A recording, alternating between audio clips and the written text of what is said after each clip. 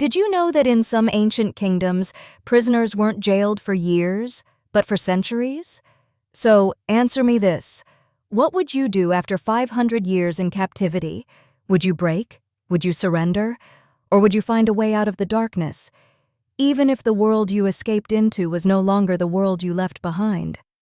Today, I'm telling you the story of Arius the Unforgotten, a man, or perhaps something more, who was confined for half a millennium beneath stone, iron, and silence. No sun, no sky, no voice but his own. And yet, he escaped. 5 centuries ago, Arius was a scholar who dug too deeply into dangerous knowledge. Some say he discovered a secret that could change the rules of life and time. Others claim he committed an act so risky that his name was erased from history. What we know is this: he was chained inside the obsidian vault, a prison carved into the veins of the earth. No windows, no doors, only a single sealed entrance that no guard ever returned to check. His punishment? Not a quick end, but a long existence, sustained by a sentence that refused to let him fade. Imagine your world disappearing. Kingdoms rise and fall, languages evolve, empires turn to dust, and you remain.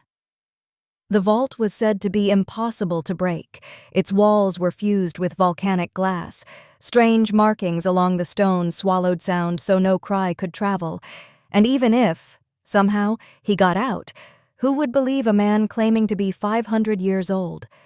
For the first century, Arius cried out into the dark, not from injury but from memory. The second century, he forgot the faces of his family. By the third, he no longer knew if he was awake or trapped inside a dream. Time changed him.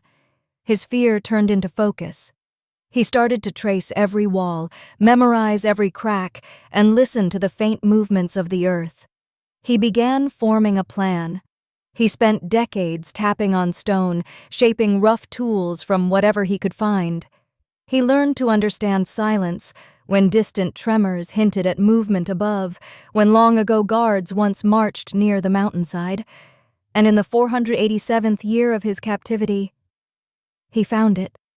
A fracture, a weakness in the rock that had formed long after the prison was built. It would take everything he had left. The escape began with a single, careful strike. Arius chipped at the stone piece by piece. Days passed, weeks, months. He worked until dust filled the air, and the world above felt closer.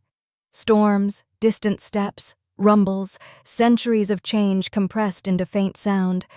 Then one night, air. Cold, real air.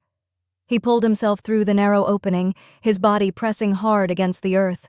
The vault behind him seemed to settle, as if aware that its captive was slipping away.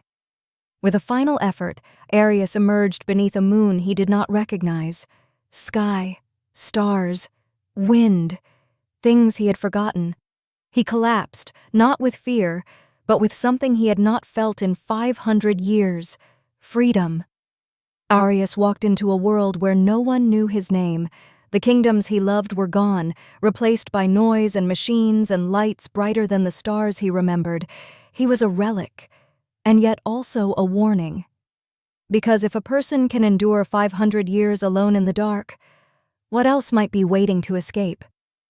So tell me in the comments, was Arius a prisoner of justice or a victim of fear?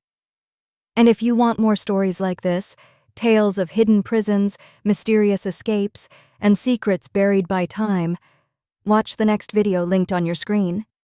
Because history is full of doors, and some of them were never meant to be opened.